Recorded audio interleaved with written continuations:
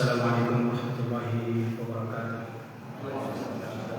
Alhamdulillah, wassalatu wassalamu ala rasulillah wa ala alihi wa ashabihi wa mawala, amma ba'd. Segala puja-puji syukur kehadirat Allah Subhanahu wa taala. Alhamdulillah, kita masih hidup pada hari ini. Ini adalah salah satu kenikmatan yang besar, Bapak-bapak sekalian, bahwa Allah Subhanahu wa taala masih memberikan kepada kita kesempatan untuk menghirup udara segar di pagi ini, untuk sholat berjamaah di masjid ini, untuk menambah amal ibadah kita yang akan dicatat oleh para malaikat dan nanti akan ditunjukkan kepada kita pada hari kiamat. Sekali lagi kita harus mengucapkan alhamdulillah, bersyukur kepada Allah Subhanahu wa taala atas nikmat yang besar ini. Sebelumnya juga saya mungkin salam kenal ya kepada bapak-bapak semua, jamaah semua, mungkin termasuk pendatang yang baru di kompleks ini. Dan mudah-mudahan kita semua diberi taufik oleh Allah Subhanahu wa taala untuk at-ta'awun 'alal birri wat taqwa, berta'awun, bekerja sama dalam kebaikan dan takwa. Bapak-bapak sekalian, ibu-ibu ada? Ada saya. Biasanya dia. Ada. Ya bapak-bapak dan ibu-ibu sekalian, kalau saya bertanya kepada kita semua, adakah di antara bapak-bapak atau ibu-ibu sekalian yang meragukan betapa besar cinta Rasulullah kepada umatnya? Ada kira-kira yang ragu? Pasti tidak ada ya. Karena Allah Subhanahu wa taala sudah menjelaskan di dalam Al-Qur'an tentang Rasulullah sallallahu alaihi wasallam. Firman Allah, "Laqad ja'akum rasulun min anfusikum." Telah datang kepadamu rasul yang mana beliau itu adalah dari jenis kalian. Azizun 'alaihi ma 'anittum. Sangat berat bagi Rasulullah SAW segala hal yang menyusahkan kalian. Harisun 'alaikum bil mu'minina raufur rahim. Rasulullah itu sangat perhatian kepada kita umatnya agar kita selamat dari api neraka dan bisa masuk ke surga. Bil mu'minina raufur rahim, yang sangat kasih sayang kepada kaum mukminin. Di antara cita beliau juga bahwa beliau pernah berkata, setiap nabi itu mempunyai dakwah yang mustajab, ya, yang akan dia berdoa kepada Allah Subhanahu wa taala dengan doa tersebut. Dan Rasulullah mengatakan, saya menyimpan doa tersebut bagi umatku di akhirat nanti. Sehingga ketika hari kiamat terjadi, mungkin kita semua sudah sering mendengar cerita bagaimana sebelum hisab dimulai pada hari kiamat, umat manusia mendatangi para nabi, mulai Nabi Adam, Nabi Nuh, Nabi Ibrahim, Nabi Musa, sampai kepada Nabi Muhammad SAW. Kemudian Rasulullah pergi menghadap Allah Subhanahu wa taala dan beliau sujud. Di dalam beberapa hadis disebutkan bahwa beliau itu diilhamkan puja-puji kepada Allah Subhanahu wa taala yang belum pernah diajarkan di dunia. Kemudian dikatakan kepada beliau, ya Muhammad, irfa' ra'sak. Wahai Muhammad, angkatlah kepalamu. Katakanlah, pasti apa yang kamu katakan akan didengar. Wasal tu'ta. Mintalah, apapun yang kamu minta pasti akan diberi. Washfa' tushaffa'. Berilah syafaat, pasti syafaatmu itu akan diterima. Apa kata Rasulullah SAW? Bapak-bapak ibu sekalian, beliau berkata, ummati. Yang beliau katakan, ya Allah, umatku. Beliau perhatian sekali kepada kita. Ya, inilah beberapa bukti betapa besarnya cinta Rasulullah SAW kepada kita. Terus muncul pertanyaan berikutnya, bapak-bapak, ibu-ibu sekalian, kalau ditanya, kalau disuruh atau diberi pilihan, kita memilih hidup di zaman Rasulullah SAW atau hidup di zaman ini? Ada yang mau memilih? Bisa sebutkan alasannya? Ya, betapa banyak kelebihan-kelebihan bagi orang yang hidup di zaman Rasulullah SAW. Ya, kalau saya pribadi mungkin tetap memilih hidup di zaman ini. Ya, sebagai orang yang beriman, kecuali ditakdirkan hidup di zaman Rasulullah dan termasuk dalam golongan beliau. Karena banyak orang yang hidup di zaman Rasulullah tapi tidak berada di barisan beliau. Adanya di barisan ya Abu Lahab, Abu Jahal dan Abu lainnya yang menentang dakwah Rasulullah SAW. Atau ketika beliau pindah ke Madinah, ada manusia yang masuk dalam golongannya Abdullah bin Ubay bin Salul, ya gembong kaum munafikin di zaman itu. Bapak-bapak dan ibu sekalian, dari sini saya alhamdulillah mendapat ide, kepingin sekali untuk mengangkat ya kehidupan di zaman Rasulullah SAW, kisah-kisah para sahabat di zaman Rasulullah SAW yang kemudian diberikan judul serial Suatu Hari Bersama Nabi SAW, yang dalam bahasa Arab disebut Dzata Yaumin Ma'an Nabi SAW.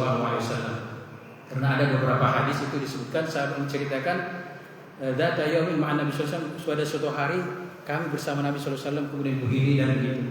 Ya. Pada hari ini insya Allah saya akan mengangkat satu hadis yang diriwayatkan oleh sahabat Anas bin Malik radhiyallahu taala. Beliau berkata, "Ja'a thalathatu rahtin ila buyuti azwajin Nabi sallallahu alaihi wasallam." Ada 3 orang sahabat yang mendatangi rumah istri-istri Nabi sallallahu alaihi wasallam. Apa yang mereka inginkan? Yas'aluna an ibadatin Nabi sallallahu alaihi wasallam. Mereka ingin bertanya, ingin mengetahui kuantitas ya, bagaimana banyaknya jumlah ibadah Nabi sallallahu alaihi wasallam. Karena ini ibadah beliau di rumah beliau itu tidak kita saksikan atau tidak disaksikan oleh para sahabat. Makanya Allah Subhanahu wa taala sudah memberikan tugas yang sangat penting kepada istri-istri Nabi. Ya, dalam surat Al-Ahzab kalau tidak salah, wadhkurna ma yutla fi buyutikunna min ayatillahi wal hikmah. Ingatlah, hafalkanlah apa yang disebutkan Nabi sallallahu alaihi wasallam di rumah kalian itu daripada ayat-ayat Allah dan hikmah, ini hadis-hadis Nabi sallallahu alaihi wasallam. Dan para sahabat, para ummahatul mukminin sudah melaksanakan tugas ini dengan sangat baik.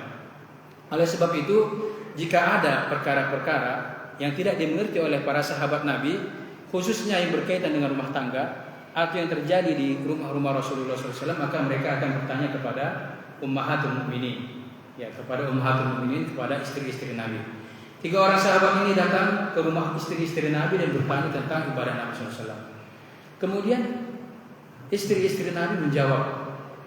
Setelah dijawab, setelah diceritakan kepada mereka bagaimana ibadah Nabi SAW, ka'annahum taqalluha. Mereka merasa kok sedikit sekali ibadah Nabi ya. Kira-kira begitu kesimpulannya. Ya. Kemudian mereka mengambil suatu kesimpulan. Mereka mengatakan, aina nahnu minan Nabi sallallahu alaihi wasallam. Ya, tidak mungkin kita dibandingkan dengan Rasulullah sallallahu alaihi wasallam. Qad ghufira lahu ma taqaddama min dhanbihi wa ma ta'akhkhar. Nabi kan sudah diampuni dosa-dosanya yang sebelumnya, yang terdahulu dan yang akan datang, sehingga beliau tidak perlu ibadah yang begitu banyak. Ini kesimpulan yang diambil oleh para sahabat. Maka kesimpulan berikutnya yang diambil oleh salah seorang mereka, dia berkata, amma ana fa usolli laila abadan. Saya mulai hari ini akan sholat malam terus menerus, yang tidak putus-putus. Sholat malam, satu malam itu sholat terus. Sahabat yang kedua berkata, amma ana fa asumu wa la uftir. Saya akan puasa terus, puasa terus, puasa sampai wafat. Yang ketiga mengatakan, ana a'tazilun nisa. Saya akan menjauhi wanita, fala atazawwaju abadan. Saya tidak akan menikah. Berita ini bapak-bapak ibu sekalian sampai kepada Nabi SAW. Kemudian beliau mendatangi mereka. Nah, ini bahaya ini, para sahabat mengambil suatu kesimpulan yang tidak merujuk kepada Nabi SAW. Maka beliau mendatangi mereka. Beliau mengatakan, antum ladzi qultum kidza wa kidza.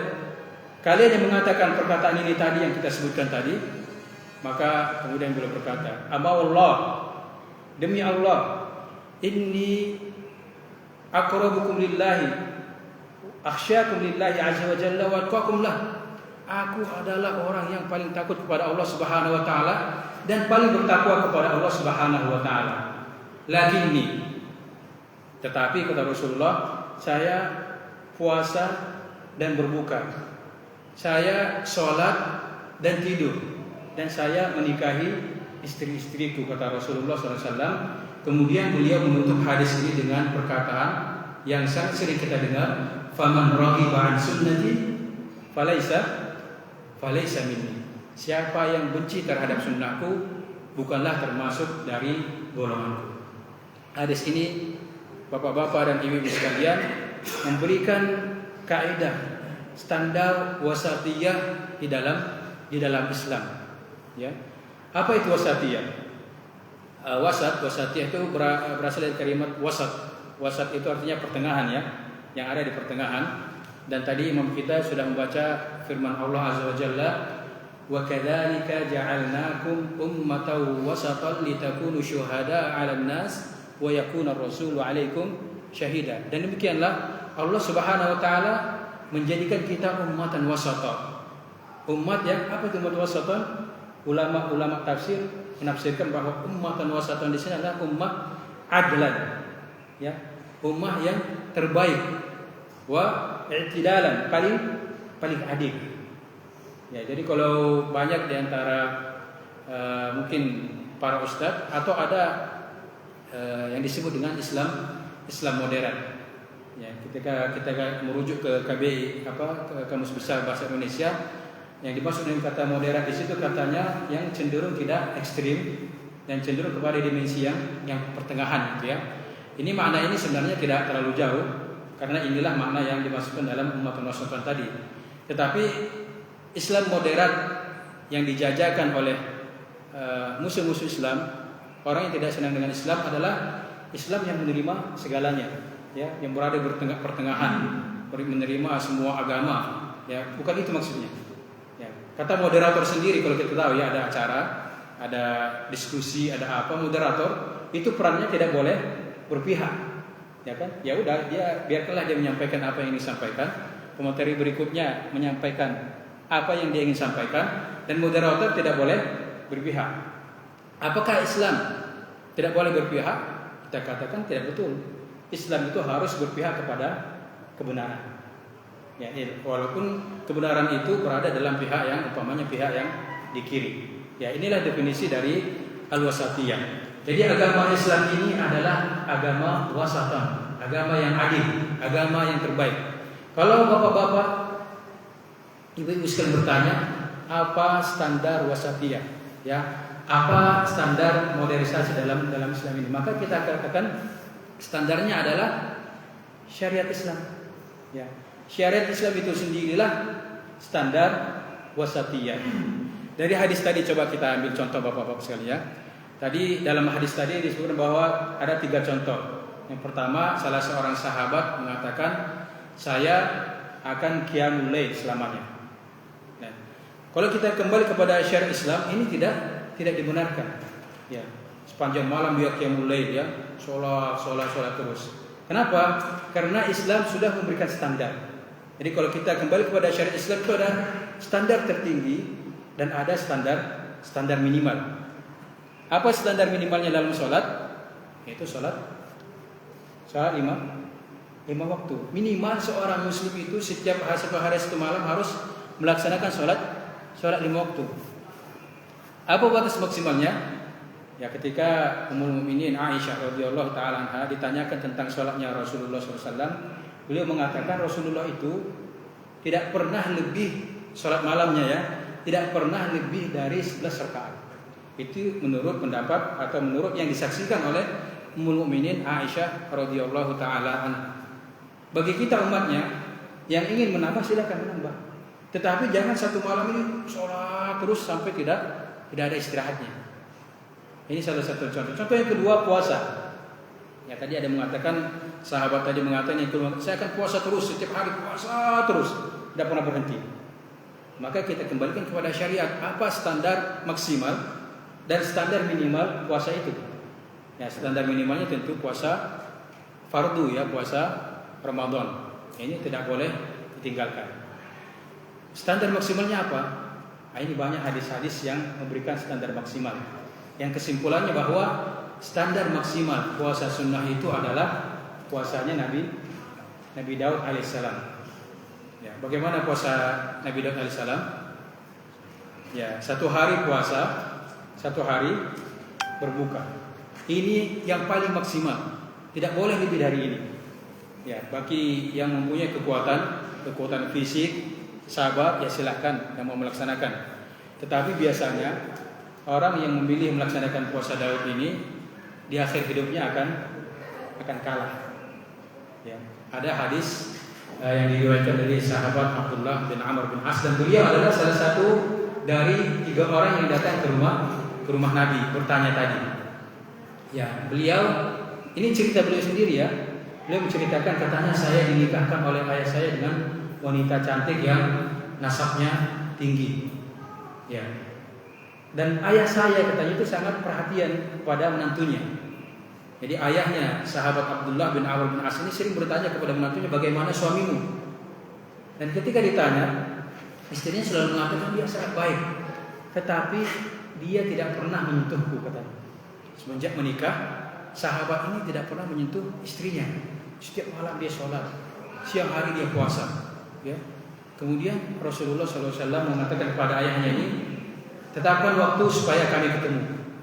Jadi bertemu dengan Rasulullah SAW, ditanya kepada sahabat Abdullah bin Amr bin As, bagaimana puasamu kata Rasulullah? Katanya saya setiap hari puasa ya Rasulullah. Bagaimana qiyamul lailmu? Katanya setiap malam saya khatam Al-Quran. Subhanallah. Ya, tetapi ibadah yang besar ini membuat beliau meninggalkan sebagian hak daripada orang lain, bahkan hak dia sendiri. Maka Rasulullah SAW mengatakan kepada beliau, sesungguhnya jasadmu itu punya hak, ya, punya hak untuk istirahat. Matamu juga punya hak untuk istirahat. Wa inna li zawjika 'alaika hak. Begitu juga tamu-tamu punya hak. Kalau puasa setiap hari, bagaimana dia mau menghormati tamu? Ya. Maka Rasulullah SAW mengatakan kepada beliau, fa'ati kulli haqqin haqqahu. Tetapi beliau mengatakan, ya Rasulullah, saya bisa puasa lebih banyak. Ya. Rasulullah mengatakan berpuasalah 3 hari setiap bulan. Itu puasa apa yang kita ayamul bid ya. 13, 14, 15 setiap bulan Hijriah. Qal utiku aktsara min dzalik. Saya bisa lebih banyak lagi ya Rasulullah, bisa sanggup lebih banyak lagi. Maka Rasul mengatakan kepada beliau, berpuasalah 2 hari, kemudian berbuka 1 hari. Beliau mengatakan utiku aktsara min dzalik, saya bisa lebih banyak lagi. Maka Rasul mengatakan kepada beliau, tidak ada lebih banyak daripada puasa Nabi Daud. Maka sahabat tadi Abdullah bin Amr bin As, beliau berpuasa Daud. Setelah tua, ini kata beliau sendiri, beliau menyesal. Kenapa saya dulu tidak mengambil wasiatnya Rasulullah SAW? Ya, akhirnya ketika tua, sakit-sakitan, beliau nggak bisa lagi puasa hari ini besok enggak. Kalau sakit ya udah 3 hari, 4 hari beliau tidak puasa, tapi beliau menghitungnya. Nanti setelah dapat kekuatan, kenapa beliau tidak meninggalkannya walaupun sudah tua? Karena inilah pilihan terakhir yang beliau pilih di masa Rasulullah SAW hidup. Ya, bapak-bapak, ibu-ibu sekalian, ini mengajarkan kepada kita semua untuk mengambil manhaj wasat di dalam kehidupan kita, segala sisi kehidupan kita. Dalam kehidupan dunia, ya kita silahkan bekerja ya, kita bekerja mencari uang dan sebagainya, mencari harta, dan harta itu kita gunakan untuk beribadah kepada Allah Subhanahu wa Ta'ala. Ya, sebagaimana yang dinasihatkan kepada kaumnya Qarun, ya, wabtaghi fi ma atakallahu darul akhirah wa la tansa nasibaka minad dunya. Ya. Jadi apapun yang diberikan Allah kepadamu, maka gunakanlah itu untuk meraih negeri akhirat, untuk beribadah kepada Allah Subhanahu wa Ta'ala, tapi jangan lupakan kehidupanmu di dunia. Sekarang bapak-bapak ibu sekalian, bagaimana trik kita untuk wasatiyah dalam ibadah? Nah, pada hari ini mungkin kita akan fokuskan dalam ibadah. Kita semua tahu bahwa rukun Islam itu ada 5 ya. Rukun Islam itu ada 5. Mungkin adik-adik kita juga sangat hafal ini ya. Dalam berdasarkan sabda Rasulullah sallallahu alaihi wasallam, "Bunyal Islam ala khams. Syahadati an la ilaha illallah wa anna Muhammadar Rasulullah, wa iqamis shalah, wa ita'iz zakat, wal haji, wa shaumi Ramadan. Dalam riwayat lain, shaum Ramadannya didahulukan atas haji. Ini adalah rukun Islam. Ya, di mana jika salah satu daripada rukun Islam ini tidak kita laksanakan, maka Islam kita akan runtuh. Ya, karena rukun itu ibarat tiang. Yang pertama adalah syahadatu alla ilaha illallah. Ya. Syahadatu alla ilaha illallah, Bapak-bapak sekalian, ini ibadah apa ini? Kalau boleh kita katakan adalah ibadah lisan yang disertai dengan keyakinan dalam hati. Dan ini tidak bisa tidak. Jika kita ingin menjadi seorang muslim, maka kita harus bersyahadat. Ini adalah batas minimal ya, dalam rukun Islam, dalam ibadah lisan. Kemudian tentu ada ibadah-ibadah sunnah lainnya yang berkaitan dengan lisan. Contohnya adalah membaca Al-Quran, ya, berzikir, memperbanyak zikir kepada Allah Subhanahu Wa Taala, memperbanyak istighfar, ya, yang tentunya akan yang lebih afdal itu adalah kita ucapkan dengan lisan kita dan hati kita menyertainya. Kita khusyuk dalam berzikir, ya, berdoa kepada Allah Subhanahu Wa Taala, ya, dan kita diperintahkan untuk banyak-banyak berzikir, ya, setelah sholat, ya, keluar dari masjid, masuk dari masjid, ya, masuk ke rumah, keluar dari rumah, mau makan, mau minum, pokok semuanya ada zikir-zikirnya. Dan jika kita melaksanakan membaca zikir-zikir ini, mudah-mudahan kita termasuk golongan yang disebutkan oleh Allah Subhanahu Wa Taala, wa dzakirinallaha katsiran wa dzakirat. Ya, banyak-banyak berzikir kepada Allah Subhanahu Wa Taala, banyak-banyak membaca Al-Quran. Ya. Kemudian rukun yang kedua adalah sholat. Ya, iqamus shalah, melaksanakan atau mendirikan sholat. Ya, batas minimalnya sebagaimana kita sebutkan tadi adalah sholat fardu.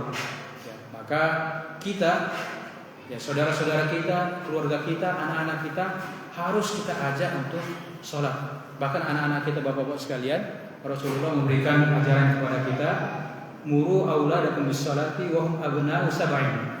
Ketika anak-anak kita sudah hampir sampai umur 7 tahun, itu sudah harus disuruh sholat.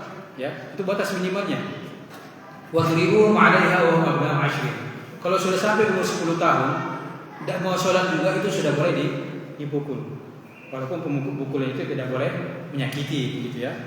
Ya. Kemudian setelah kita melaksanakan atau menjaga sholat-sholat fardu tadi yang 5 kali sehari semalam, maka kita kemudian menambah dengan sholat-sholat sunnah. Ya, ada sholat duha, ada sholat witir. Sholat witir bagi kita hukumnya sunnah, bagi Nabi Sallallahu Alaihi Wasallam hukumnya wajib. Ya, ada sholat qiyamul lail, wa minal laili fatahajjad bihi nafilatan lak. Ya, dan melaksanakan sholat qiyamul minimal sholat witir.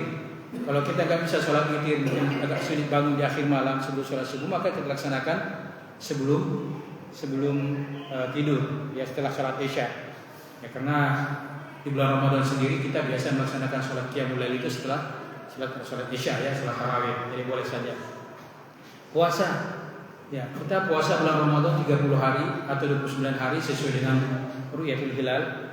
Kemudian kita tambahkan puasa ini dengan puasa-puasa sunnah. Ya, sebentar lagi mungkin sekarang tanggal berapa ya? Ya, sekarang kalau di sini Ahad itu 5 Muharram, tapi tidak tahu kalau di Makassar berdasarkan ru'yahnya berapa Muharram. Dan nanti akan ada puasa Asyura. Ya, puasa sunnah Asyura pada tanggal 10 Muharram. Dan Nabi Shallallahu Alaihi Wasallam menyunahkan kita puasa sehari sebelumnya atau sehari setelahnya, itu pada tanggal 9 Muharram. Ya, ada puasa 3 hari setiap bulan, ya. Ada puasa Senin dan Kamis. Silahkan kita membiasakan diri untuk menambahnya. Begitu juga dengan zakat. Ya, zakat adalah rukun Islam. Ya, jika terpenuhi 2 syarat. Ini bulughun nisab wal haul. Nisabnya sudah sampai, ya, kemudian haulnya sudah sampai satu tahun. Ya, nisabnya ini sudah berjalan 9 tahun, maka kita wajib mengeluarkan zakat. Nah, kemudian ada ibadah harta lainnya, ya, ada sedekah, ada infak, ada wakaf.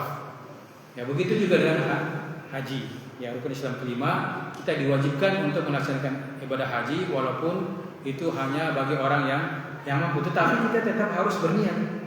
Ya, karena standar pahala dalam Islam ini bagi orang yang berniat melakukan suatu kebaikan itu sudah dicatat satu pahala. Kalau dia sudah laksanakan maka akan ada pahala-pahala berikutnya, ya, akan dilipat gandakan oleh Allah Subhanahu wa taala.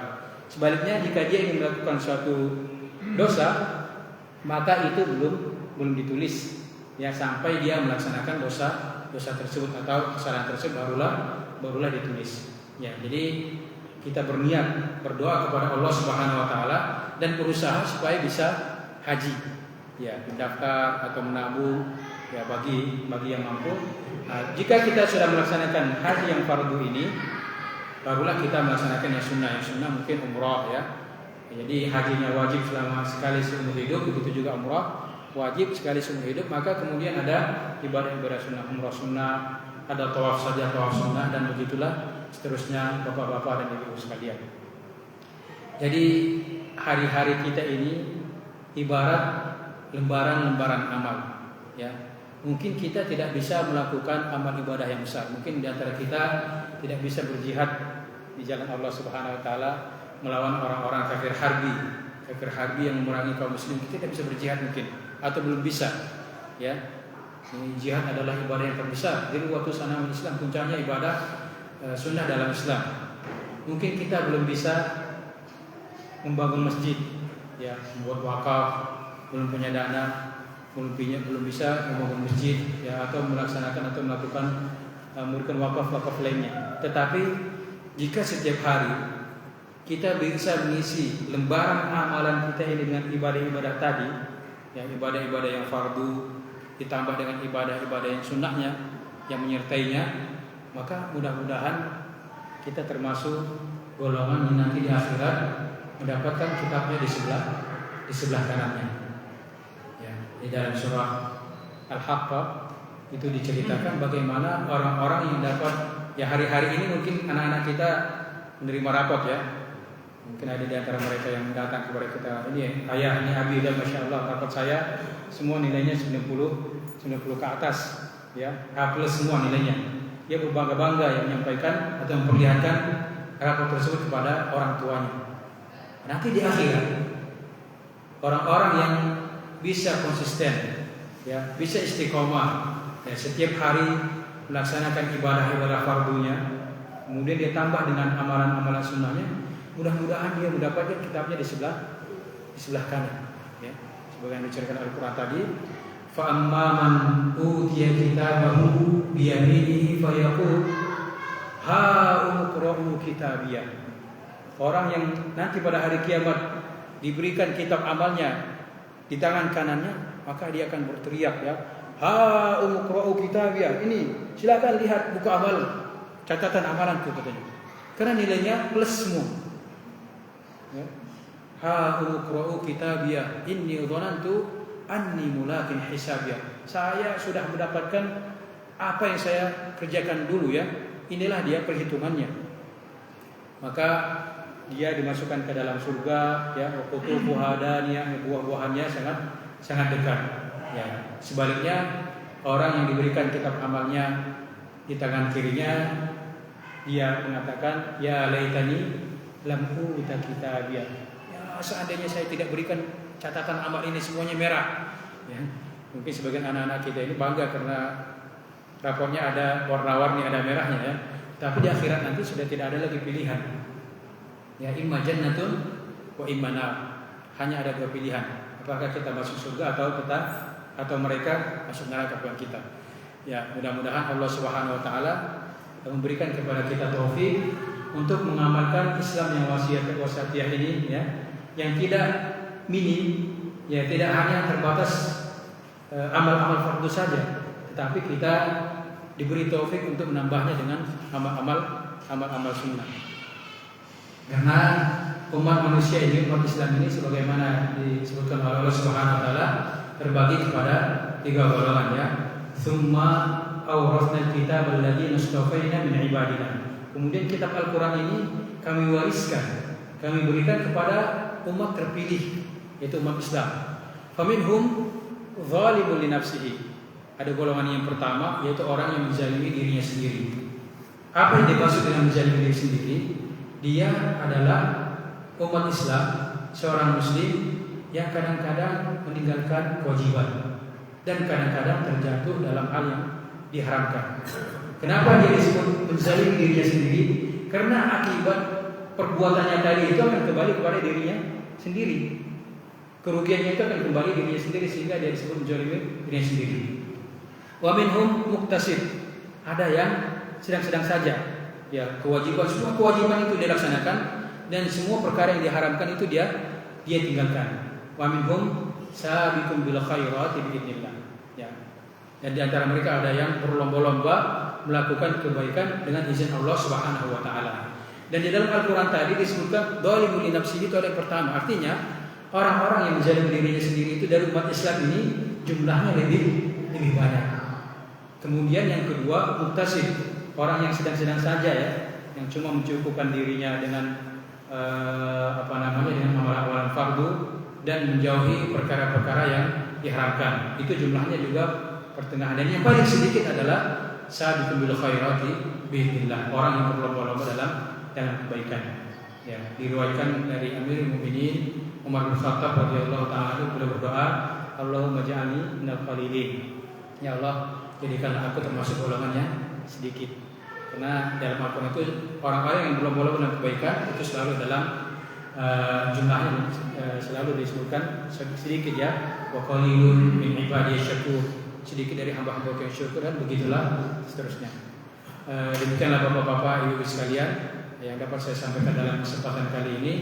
Kita berdoa kepada Allah Subhanahu wa taala, semoga Allah Subhanahu wa taala menjadikan kita termasuk golongan yang as-sabiqina bil khairati biidznillah taala, yang orang-orang yang berlomba-lomba dalam kebaikan. Ada sallallahu ala nabiyina Muhammadin wa ala alihi wa sahbihi wasallam.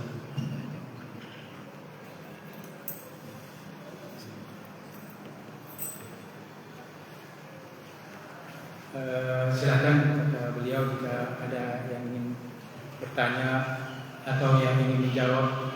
Karena katanya ada tanya jawab ya, ingin bertanya atau menjawab, atau ada yang ingin menambahkan dengan pengalamannya dalam beribadah atau pengalaman dalam membaca tentang al-wasatiyah dan seterusnya. Silakan Bapak-bapak dan hadirin sekalian. Barakallahu fiikum.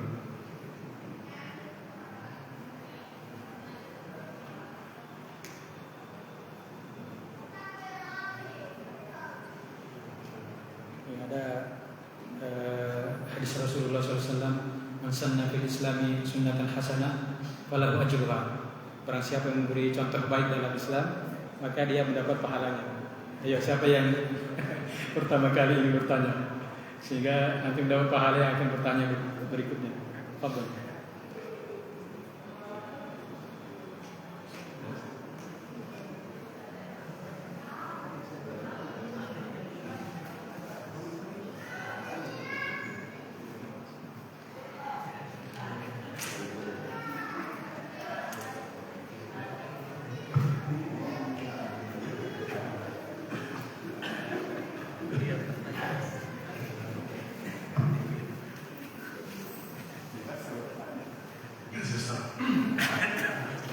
Assalamualaikum warahmatullahi wabarakatuh. Waalaikumsalam. Dari bicara Ustaz tentang Islam wasata, yang mempelajari jangan berlebihan yang disampaikan oleh Ustaz. Yang memang sebagian orang yang mempelajari Islam itu yang sangat berlebihan, menganggap bahwa yang lain itu belum mencapai sesuatu seperti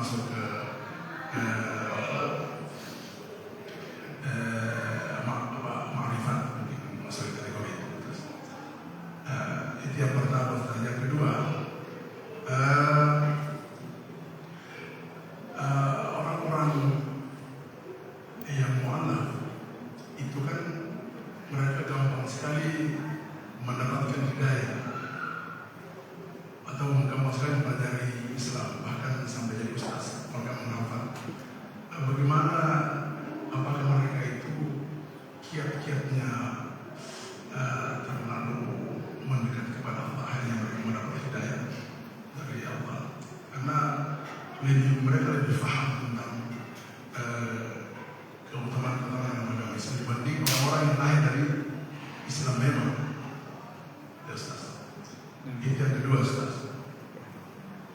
Yang ketiga, Ustaz, bagaimana supaya kita ini yang dianggap bahwa setengah-setengah dengan ajaran-ajaran itu untuk bisa jadi mendekatkan diri kepada Allah. Yang kita yang bukan berarti tidak mendekat kepada Allah, tapi bagaimana supaya bisa kita lebih berdekat lagi kepada Allah. Begitu. Assalamualaikum warahmatullahi wabarakatuh. Jazakumullah khair. Pak, siapa namanya? Pak Syukur. Ya, sekalian perkenalan. Ya, baik Bapak-bapak di sekalian, beliau bertanya 3 pertanyaan. Yang pertama, ini mungkin bukan cuma di Indonesia ya, ini di mana-mana ada sebagian kaum muslimin melakukan ritual ibadah tertentu yang tentu tujuan mereka itu menurut mereka adalah untuk mencapai kebaikan, seperti melakukan halaqah zikir ya secara berjamaah pada waktu-waktu tertentu. Bahkan di sebagian, kalau boleh kita katakan dalam tanda kurung, tarekat itu seperti di Turki ya, itu sampai menari-nari. Saya pernah melihat juga ada satu halaqah itu, satu aliran itu mereka memanjangkan rambutnya, lihat laki-laki ya, rambutnya sampai 1 meter, kemudian zikirnya itu dudukkan kepala, maka rambutnya begini dan macam-macam lah ya. Jadi intinya bahwa sebagaimana kita katakan tadi, Rasulullah SAW setelah sudah menyampaikan amanah yang diamanahkan Allah Subhanahu wa taala kepada beliau pada Haji Wada ya, tahun ke-10 Hijriah, haji satu-satunya Rasulullah SAW ketika berada di padang Arafah, Allah menurunkan firman-Nya, "Al-yauma akmaltu lakum dinakum wa atmamtu 'alaikum ni'mati wa raditu lakumul Islam dinan." Pada hari ini, wahai kaum mukminin, kata Allah Subhanahu wa taala, aku telah menyempurnakan agamamu bagimu, dan aku menyempurnakan nikmatmu kepadamu, dan aku ridho Islam itu sebagai agama bagimu. Jadi semua ibadah berikut tata caranya sudah diajarkan oleh Rasulullah Shallallahu Alaihi Wasallam. Maka kita sebagai mukmin yang baik, sebagai muslim yang baik, harus mengikuti tata cara ibadah yang diajarkan oleh Rasulullah Shallallahu Alaihi Wasallam. Kita tidak boleh membuat-buat ya ibadah-ibadah baru atau tata cara tertentu yang tidak diajarkan oleh Rasulullah Shallallahu Alaihi Wasallam. Suatu hari ada satu orang datang kepada Imam Malik. Ini sebelum haji ya, sebelum haji. Orang yang mau haji, mau umrah itu harus ihram dari miqat. Ya, miqat itu memakai pakaian ihram dan berniat. Kemudian ada satu orang yang datang kepada Imam Malik. Dia penduduk Madinah, itu miqatnya di Dzul Hulaifah. Ya, dekat sekali dari kota Madinah, mungkin sekitar 10 atau 15 menit itu miqatnya. Kemudian orang ini berkata kepada Imam Malik, saya akan mengambil miqat dari Masjid Nabawi, bukan dari Dzul Hulaifah. Ya, maka Imam Malik berkata kepada dia, jangan. Ya, kenapa? Kenapa bedanya? Kan cuma sedikit jaraknya katanya antara Masjid Nabawi dengan Dzul Hulaifah. Imam Malik berkata kepada dia, ini asy'arika. Saya takut kamu jatuh kepada fitnah. Fitnah apa katanya? Dia masih ngotot ini ya. Fitnah apa katanya? Ini kan cuma sedikit. Saya ihram dari sini, bukan dari sini. Maka Imam Malik kepada dia, fitnah apa yang lebih besar daripada kamu merasa kamu melakukan suatu ibadah yang tidak pernah dilakukan oleh Rasulullah SAW. Yang kamu lebih hebat dari Rasulullah SAW. Ya, Rasulullah SAW sudah melakukan ibadah dan sudah mengajarkan. Kemudian kamu ingin melakukan suatu ibadah yang tidak diajarkan oleh Rasulullah SAW. Waliyahdharil ladzina yukhalifuna an amrihi an tusibahum fitnatun au yusibahum adabun alim. Firman Allah Azza wa Jalla, hendaklah orang-orang yang menyalahi atau menentang ajaran Rasulullah SAW takut daripada jatuh kepada fitnah atau mereka dapat azab yang pedih. Jadi kita ikutilah yang kita bacalah hadis-hadis Rasulullah, kita ikuti kajian-kajian para asatidz, kita tanyakan kepada mereka bagaimana cara beribadah kepada Allah Subhanahu wa taala dengan benar, bukan cuma zikir ya, salat, puasa dan seterusnya. Ya, ini sebenarnya ada peran besar setan, Pak ya. Setan itu selalu mengajak manusia kepada hal-hal yang bertentangan dengan Al-Qur'an dan As-Sunnah. Ya. Adapun terhadap mereka, ya jika kita seorang ustadz atau kita memiliki ilmunya dan kita memiliki akses, maka kita bisa menyampaikan dengan baik, ya dengan baik, mengajak mereka untuk kembali kepada ajaran yang benar. Saya pernah menulis satu artikel, masihkah kita membutuhkan bidah hasanah? Ya, ini bidah hasanah tentu ada perdebatan, tetapi begitu banyaknya sunnah Rasulullah SAW, begitu banyaknya ibadah fardu, begitu banyaknya ibadah sunnah yang belum bisa kita laksanakan. Kenapa kita pergi kepada hal-hal yang tidak disunnahkan, tidak diajarkan? Ini saja kalau kita bisa laksanakan dengan baik, ibadah-ibadah yang sesuai dengan sunnah Rasulullah, ini kita sudah untung besar. Ya. Insya Allah waktu kita tidak cukup, hidup kita tidak cukup untuk melaksanakan ibadah-ibadah yang sesuai dengan sunnah tadi. Ya, sehingga kita tidak punya kesempatan untuk melakukan hal-hal yang bertentangan dengan ajaran Rasulullah SAW. Bagaimana dengan orang yang mu'allaf ya? Orang yang mu'allaf, menurut anak pribadi, sebenarnya orang mu'allaf ini ada batasannya. Jadi ada hadis Rasulullah SAW, beliau bersabda, khiyarukum fil jahiliyah, khiyarukum fil Islam idza faquhu. Sebaik-baik, ini di zaman Rasulullah ya, kan ada kaum jahiliyah yang kemudian masuk Islam. Orang-orang yang terbaik kata Rasulullah adalah yang mereka ketika di jahiliyah itu dia baik, kemudian ketika masuk Islam dia belajar, idza faquhu. Dia belajar membaca Al-Qur'an, mempelajari makna-makna Al-Quran, jika ada amalan diamalkan, belajar hukum-hukum Islam, dan ketika dia belajar dengan baik, maka di dalam Islam itu dia juga menjadi lebih baik. Kita bisa itu contoh Umar bin Khattab radhiyallahu taala. Ya, ketika di masa jahiliyah, beliau termasuk salah satu gembong atau tokoh jahiliyah kaum Quraisy yang paling besar penentangannya kepada agama Rasulullah, dakwah Rasulullah sallallahu alaihi wasallam. Dan semua kita tahu cerita masa Islamnya beliau ya, ketika beliau mendengar iparnya dan adiknya membaca firman Allah Subhanahu wa taala surat Thaha, ma anzalna 'alaikal qur'ana litashqa illa tadhkiratan liman yasha. Beliau terpengaruh dan masuk Islam. Dan setelah masuk Islam beliau belajar, tidak mau tinggal diam. Ya, bahkan dikatakan beliau sepakat dengan salah seorang sahabat, gantian. Hari ini saya bekerja, enggak bisa menghadiri majelisnya Rasulullah. Kau pergi kepada sahabatnya belajar di majelisnya Rasulullah, nanti sampaikan kepadaku apa yang kau pelajari. Besoknya begitu, saya menghadiri majelis Rasulullah dan kamu silahkan bekerja mencari nafkah begitu ya. Dan kita dapat bayangkan bagaimana Umar bin Khattab yang dulunya termasuk salah seorang yang paling menentang dakwah Rasulullah SAW menjadi khalifah kedua di dalam Islam. Ya, menjadi khalifah kedua. Jadi tidak ada batasan. Bukan berarti kalau saya mu'alaf itu saya selalu dalam, mohon maaf mungkin kasta yang rendah, tidak. Ketika saya masuk Islam, maka saya akan berlomba-lomba dengan kaum muslimin yang sudah sebelumnya Islam secara keturunan, ya, ayahnya Islam dan ibunya Islam, kemudian Islam.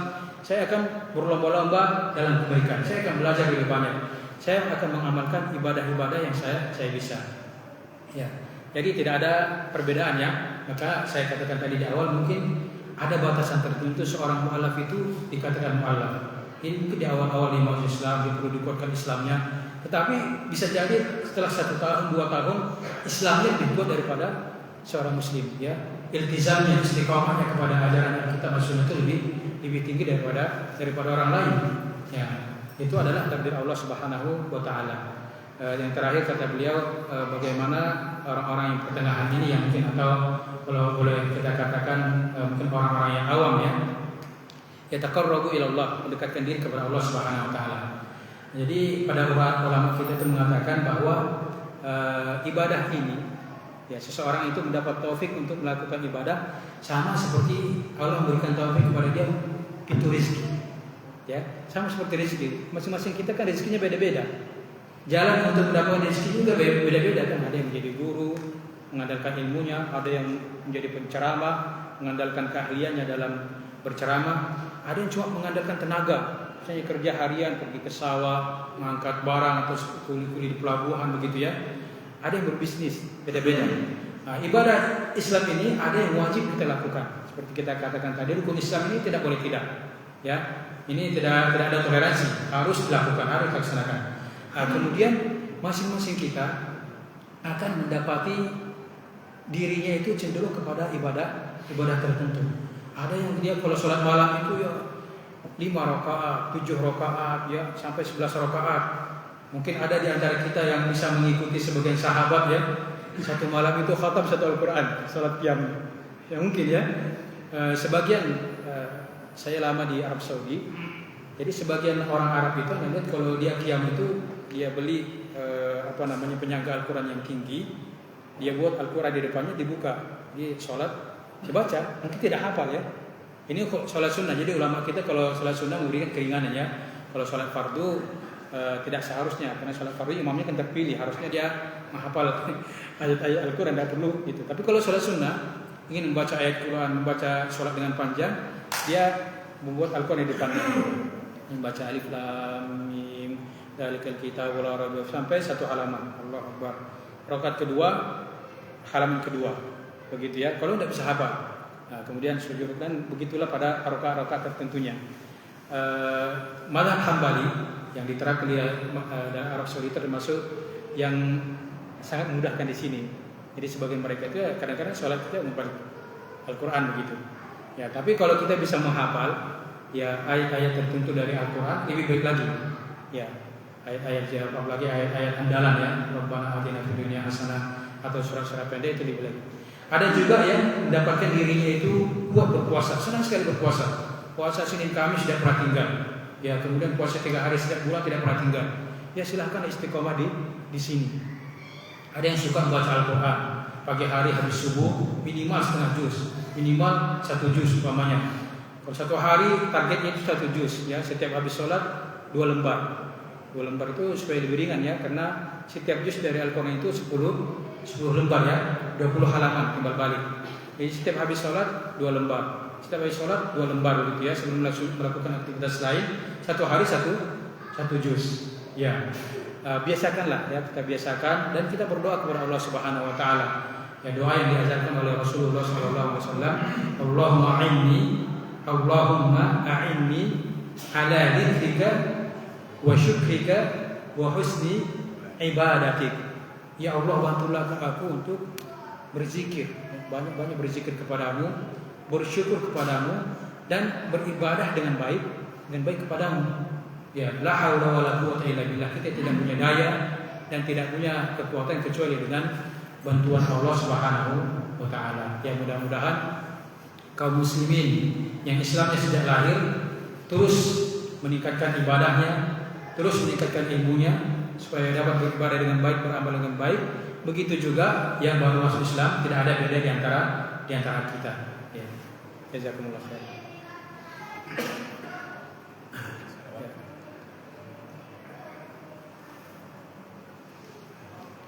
Nah, silakan kalau masih ada pertanyaan.